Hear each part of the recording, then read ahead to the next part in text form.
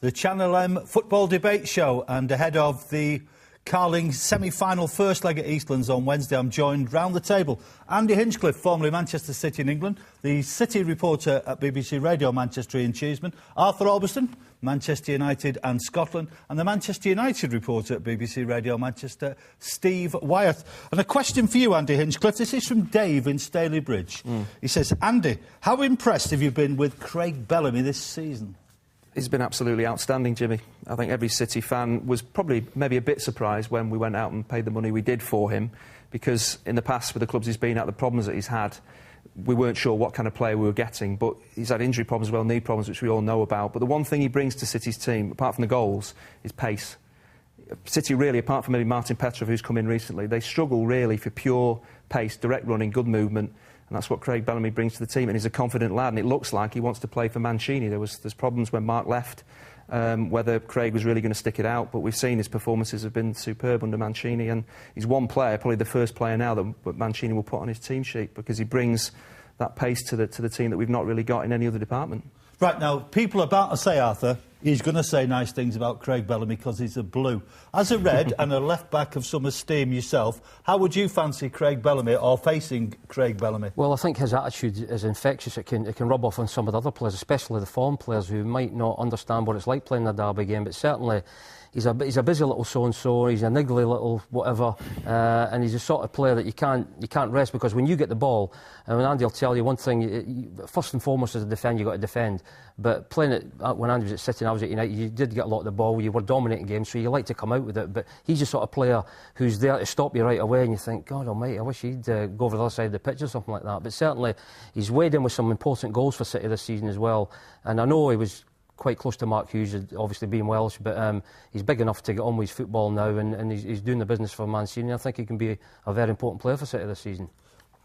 Let's not be too parochial in terms of just talking about the Carling Cup. It's been an interesting season, Stephen, as much as United have lost more games before Christmas than they lost in the whole of last season. But Chelsea have lost games. Teams look more capable than ever before of beating other teams. You watch United with Arthur home and away. Is this current United side in transition? Is it not quite up there with the best that you've seen? They're not playing at the same level, anything like the same level as they've played in the previous two seasons.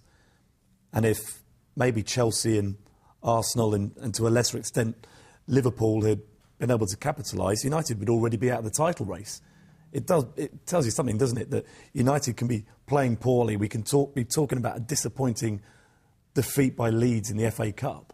Yeah, they've gone into 2010 just 2 points behind Chelsea at the top of the Premier League, which is better than the position that they were in last season. And despite the departure of Ronaldo, they've scored significantly more goals.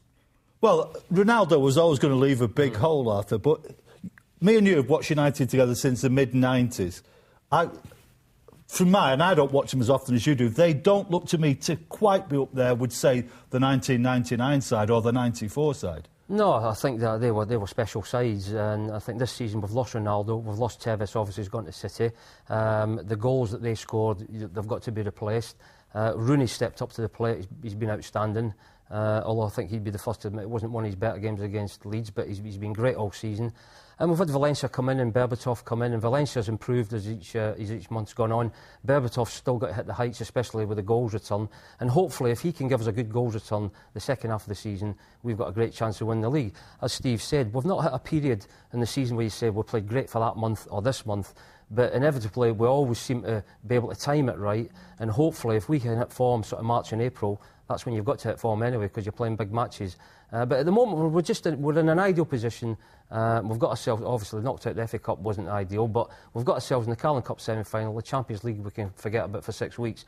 And when the league starts getting a little bit tricky in March and April, we know how to win the league. So that's one thing we've got, as opposed to maybe Chelsea, Manchester City, Arsenal. They've got the experience and know how to win it. Ian, let me ask you, because Jamie Pollock, I was talking to him on Saturday, and he's quite an infectious bubbly character, and obviously he's got previous with Manchester City. But he did throw into the mix that maybe it is one of those pivotal moments when the wheel starts to turn. We never thought that Liverpool's dominance would end. For the last 20 years, United have been cock of the walk. Do you get any sense that this could be a seminal moment in not just local football but English football? Both clubs you're talking about? Well, for English football, because if United go, it's not just an opportunity for City. Liverpool, Aston Villa, Spurs, Chelsea and a few others are in the mix, aren't they? Well, apart from anything else, sooner or later Alex Ferguson is going to have to, call it a day, and then you've got that big job of replacing him, and he's such an important part of United that it's not going to be easy. On the other hand, and I keep saying this to people, and I do believe it, the blue moon is rising. There was a blue moon, I think, on New Year's Day, and I think this could be City's year, 2010, and I think that Mancini's brought a different dimension to what had already been built by Mark Hughes. I think a few more additions to that, a few players coming back from injury, as they will do at the end of the month, returning from the African Cup of Nations, because don't forget City are also missing Emmanuel Adebayo, who was a crucial player, certainly in the early part of the season. I think City are on the move forward here, and to answer your question, I think psychologically, if they beat United, albeit it might be a slightly weakened team, but we're not expecting it to be as weak as it might have been, having gone out to Leeds. I think this could be a big psychological turning point, especially if they then go on and win the competition and achieve this goal of finishing in the top four. Then you're talking about City being in business. Right, Andy, I've got a question for you, and it's Claire, and it relates slightly to what Ian says, because Ian's written a book, you know that, don't you? Yeah. The greatest job in the world, being the City times, reporter. Yeah. And there are some brilliant pictures in it with you, with the great and the good of Manchester City. What isn't in the picture with you is silverware. So Claire's question, Andy, is this. What would silverware coming back to City mean to the club psychologically? As Ian was just saying, it could mean absolutely everything. And if City were to win the Carling Cup, it's the final at the end of February, is it? So you could win the Carling Cup, win something by the end of February. That could then drive you on to do even better in the league. So that's what it can do for the team, give the players the belief. They probably know already they're a good side. They've got international players in that squad. But to win something shows you that you are capable of picking up silverware. And where that can lead, with the money City have, the players that might well look at City now and think that's a decent move for me. Things can change very, very quickly. But it's all about consistency. To win the Premier League, I think City are a little bit away from that. It would be amazing if they got into the top four this season. That would be a real turnaround. It's about consistency, the size of your squad and the quality of players within that squad. The money City have, the quality and size of their squad's only going to improve, and it's down to whether they can actually be consistent. It's funny, Mancini rocked back in his seat today and he said, everybody wants to join Manchester City now. And even the press sort of agreed with him. Because you can't avoid that statement, can you? Money talks, and City are a team now very much on the up. So a trophy and a Champions League spot just enhances what's already there. Right, let's stay with money in the few minutes that are left with us, Steve, because there have been quite a few reports in the papers in the past couple of weeks about United's financial situation. They are a massive club. They generate more money than anybody from football.